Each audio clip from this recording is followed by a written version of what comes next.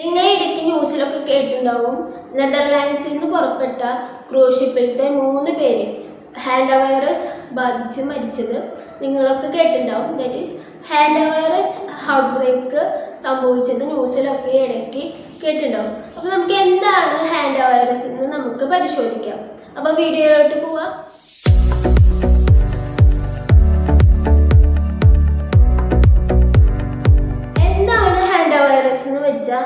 Hanta virus എന്ന് പറഞ്ഞത് ഒരു എയർബോൺ ഡിസീസാണ്. ദാറ്റ് ഈസ് ബേസിക്കലി അത് റോഡൻസ്, ദാറ്റ് ഈസ് എലികളിൽ നിന്ന് പകരുന്ന ഒരു വൈറസ് ആണ് എന്ത് ഹാൻഡ വൈറസ് എന്ന് പറയുന്നത്.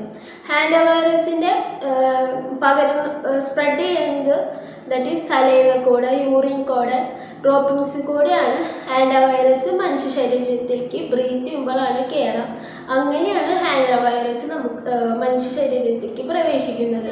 ലക്ഷണങ്ങൾ പരിശോധിക്കുകയെന്ന് വെച്ചാൽ ഫസ്റ്റ് കുറച്ച് ദിവസം പനിയായിട്ടാണ് ഉണ്ടാവുക.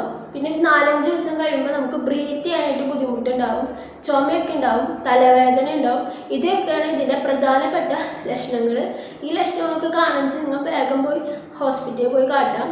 ഇതുവരെ ഇതിനുള്ള ട്രീറ്റ്മെൻറ്റ് കണ്ടുപിടിച്ചിട്ടില്ല. ഇപ്പോൾ നൽകിക്കൊണ്ടിരിക്കുന്നത് സപ്പോർട്ടീവ് കെയറാണ് ആശുപത്രികളിലൊക്കെ പേഷ്യൻസിന് നൽകിക്കൊണ്ടിരിക്കുന്നത്. ഇനി ഇത് ഏതൊക്കെ അവയവങ്ങളിലാണ് ബാധിക്കാന്ന് നോക്കാം. ലിവറിന്, കിഡ്നീനെയാണ് ഇത് ഏറ്റവും കൂടുതലായിട്ട് ബാധിക്കുന്നത്. അപ്പോൾ എല്ലാവരും ഹെൽത്തി ആൻഡ് ക്ലീനായിട്ട് ഇരിക്കാം. ഈ വീഡിയോ നിങ്ങൾക്ക് ഉപകാരപ്രദമായിട്ട് തോന്നിയാൽ ഈ ഒരു ചാനൽ സപ്പോർട്ട് ചെയ്ത് സബ്സ്ക്രൈബ് ചെയ്ത് സപ്പോർട്ട് ചെയ്യാം.